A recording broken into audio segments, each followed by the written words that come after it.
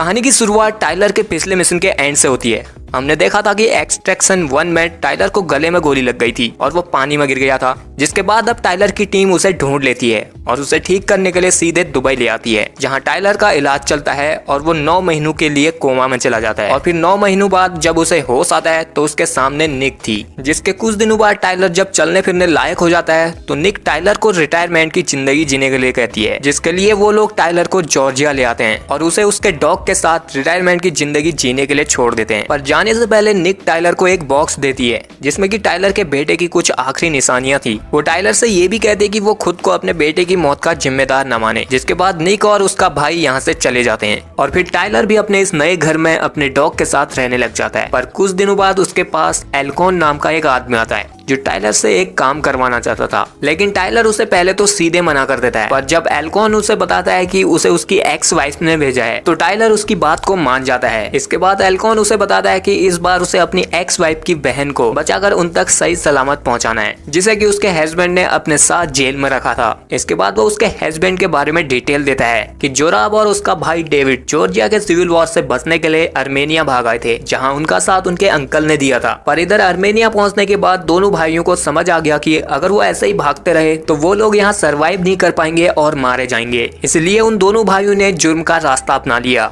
और फिर नगाजिया धर्म के नाम पर एक ऑर्गेनाइजेशन बनाया और इस ऑर्गेनाइजेशन में जितने भी मेंबर थे उन सभी को ये दोनों भाई अपनी फैमिली की तरह रखते थे, इसलिए वो सभी इन दोनों भाइयों के लिए अपनी जान देने के लिए भी तैयार थे। और फिर तब से जॉर्जिया पर सिर्फ उन दोनों भाइयों का ही राज चलता था। लेकिन यूएस गवर्नमेंट के प्रेशर की वजह से डेविड को वहाँ की लोकल अथॉरिटीज ने गिरफ्तार कर लिया, पर जोरावर ने अपने भाई के लिए जेल में भी पूरा ऐशो आराम बना दिया। और उधर डेविड की रखवाली के लिए 2 दुश्मन गैंग भी थी और डेविड इधर जेल में अपनी बीवी और बच्चों के साथ रहता था, जहां वो अपनी बीवी को मारा पीटा करता था। और उसकी बीवी थी टाइलर की एक्स वाइफ की बहन, जो कि अपने बच्चों को इस जेल में इन खतरनाक क्रिमिनल्स के बीच पालना नहीं चाहती थी, क्योंकि वो नहीं चाहती कि उसके बच्चे क्रिमिनल्स बने। और दूसरा, डेविड अपनी बीवी केटविन से बहुत बुरा व्यवहार करता था और उसे मारते रहता था। इसलिए अब टाइलर को डेविड की इस क्रिमिनल से भरी जेल में से केटविन और उसके बच्चों को सही सलामत लाना था। तो अब टाइलर जल्द से जल्द अपने आप को पहले की तरह रिकवर कर लेता है और फिर निक को कॉल करता है। निक उसकी बातें सुनकर हिचकिचाती तो है, लेकिन फिर वो उसकी मदद करने के लिए मान जाती है, जिसके बाद टाइलर अपनी टीम के साथ उस जेल में पहुंचने में कामयाब हो जाता है। और फिर जब टाइलर केटविन और उसके बच्चों को लेकर जेल से बाहर आ रहा था तो उन्हें जेल का एक क्रिमिनल देख लेता है और फिर वो जेल के सभी लोगों को अलर्ट कर देता है, जिसके बाद वो सभी लोग हर जगह से इन पर अटैक करना शुरू कर देते हैं। और इन अटैक्स में एक जगह पर जोराब का भाई डेविड भी टाइलर पर हमला करता है, लेकिन टाइलर उसके साथ लड़कर उसे जान से मार देता है, जिसके बाद टाइलर केटविन और उसके बच्चों को जेल से बाहर ले जाने लगता है। लेकिन अब तक जेल के सभी कैदी आउट ऑफ कंट्रोल हो चुके थे और वो जेल के दोनों गैंग एक दूसरे से लड़ रही थी। अब इधर टाइलर को इन दोनों गैंग के बीच से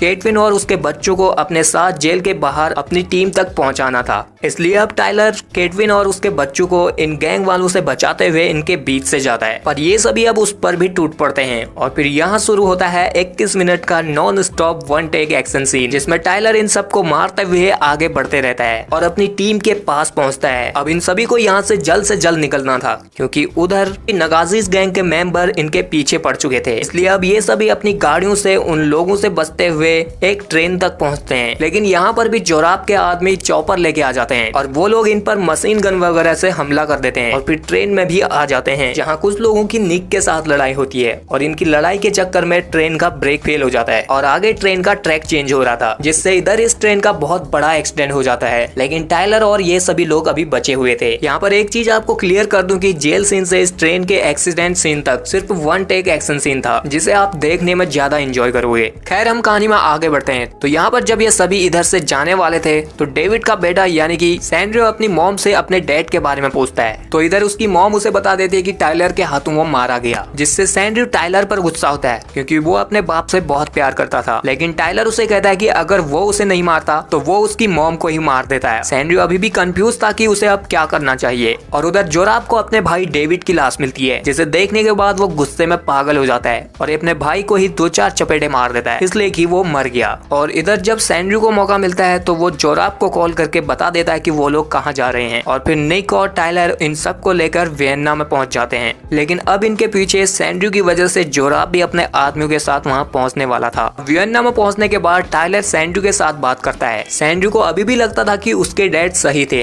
और उसके डैड ने जो कुछ भी किया वो उनकी फैमिली को नगाजी के दुश्मनों से बचाने के लिए किया था। इधर टाइलर उसे समझा रहा होता है तो वो गुस्से में टाइलर से कह देता है कि जैसे भी थे उसके डैड वो उनके साथ थे। ऐसा उसने इसलिए कहा था क्योंकि टाइलर अपने बेटे के मरने टाइम पर उसके साथ नहीं था। वो तब भी अपने एक मिशन पर गया हुआ था और इस बात का गिल्ट टाइलर को आज तक है। अब इधर टाइलर सैंड्रो को समझाता कि उसके डैड सही नहीं थे, वो अपनी ही तरह तुम लोगों को भी क्रिमिनल बनाना चाहता था, लेकिन तुम्हारी मॉम तुम लोगों के साथ जैसे तैसे उस जेल में भी रही और वहाँ डेविड उसे जब चाहे टॉर्चर करता रहता था और फिर वो उसे कहता है कि ये सब तुम्हारी मॉम ने तुम लोगों के लिए सहा है। अब ये सुनने के बाद सैंड्रो को अपनी गलती का एहसास होता है और वो टाइलर को बता देता है कि उसने जोराब को यहाँ की लोकेशन बता दी है, लेकिन अब तक जोराब इधर अपने आदमियों के साथ पहुँच गया था। वो इस बिल्डिंग पर हेलीकॉप्टर के जरिए हमला करवा देता है और फिर वो उस चॉपर को उनके ही छत पर लैंड करवाता है और फिर ये लोग ऊपर और नीचे से इस बिल्डिंग को घेरना शुरू कर देते हैं। अब टाइलर और उसकी टीम इधर से छत की तरफ जाती है ताकि वो लोग ऊपर इन लोगों को मारकर उनके ही चॉपर से यहाँ से निकल जाए, पर मौका देखकर सैंड्रू यहाँ से भागकर जोराब के पास चला जाता है। निक का भाई उसे लेने के लिए उसके पीछे जाता है, पर अब तक जोराब उसे अपनी गाड़ी में बैठा चुका था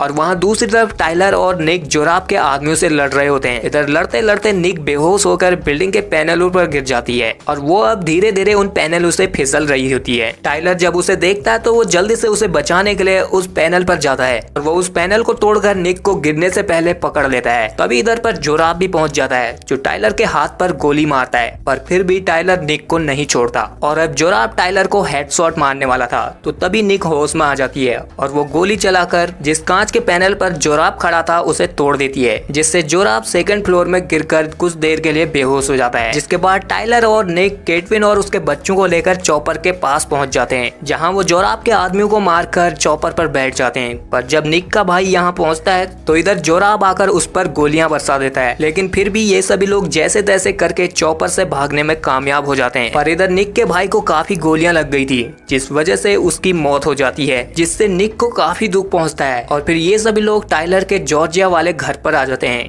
जहाँ पर टाइलर की वाइफ भी आती है। यहाँ पहले तो वो अपनी बहन से मिलती है और फिर टाइलर से भी कुछ बातें करती है। उसे टाइलर से बात करते हुए पता चलता है कि टाइलर अपने बेटे के आखिरी टाइम पर उसके साथ ना होने के लिए बहुत ज्यादा गिल्टी है। और वहाँ दूसरी तरफ अब सैंड्रू जोराब के साथ था। इधर जोराब के अंकल जोराब से कहते हैं कि वो अपनी इस लड़ाई को पर्सनल बनाकर अपने सारे टीम मेंबरों की जान को फिजूल में गंवा रहा है। अब ये सुनते ही जोराब अपने अंकल को भी गोली मार देता है, जिसे देखकर सैंड्रू को यकीन हो गया था कि उसने जोराब के पास आकर बहुत बड़ी गलती कर दी है। अब इसके बाद जोराब टाइलर को कॉल करता है और उसे समझौता करने के लिए सेंट जॉर्ज के एयरफील्ड में आने के लिए कहता है, लेकिन टाइलर उसे कहता है कि मैं आऊंगा तो समझौता तो बिल्कुल नहीं होगा। अब इस चैप्टर को एंड करने के लिए टाइलर अपने सारे हथियारों को लेकर जोराब का किस्सा हमेशा के लिए खत्म करने के लिए निकल जाता है। निक भी उसके साथ जाना चाहती थी पर टाइलर उसे यहीं पर छोड़ जाता है, जिसके बाद वो जोराब के अड्डे पर पहुंचकर सबसे पहले वो उसका प्लेन और गाड़ियां उड़ा देता है ताकि वो किसी भी हालत में आज यहाँ से भाग न सके। और फिर टाइलर जोराब के आदमियों को मारकर अंदर पहुंचता है, पर यहाँ जोराब ने सैंड्रू पर बॉम्ब लगाया हुआ था, इसलिए अब टाइलर को मजबूरी में अपनी गन को नीचे करनी पड़ती है। जिसके बाद जोराब सैंड्रू को टाइलर को मारकर अपने बाप का बदला लेने के लिए कहता है। सैंड्रू टाइलर के ऊपर गन पॉइंट तो कर देता है, पर उसके अंदर इतना गूदा नहीं था कि वो गन चला सके और अब उसे समझ में भी आ गया था कि उसकी मॉम अपनी जगह बिल्कुल सही थी, इसलिए अब जोराब टाइलर को इधर खुद मारने वाला था। पर तभी इधर पर निक पहुंच जाती है जो जोराब पर हमला कर देती है और फिर यहाँ पर जोराब और टाइलर के बीच लड़ाई स्टार्ट होती है, जिसमें टाइलर जोराब को बहुत बुरी तरह से मार देता है। पर इस लड़ाई के दौरान टाइलर और निक दोनों बहुत बुरी तरह से जख्मी हो गए थे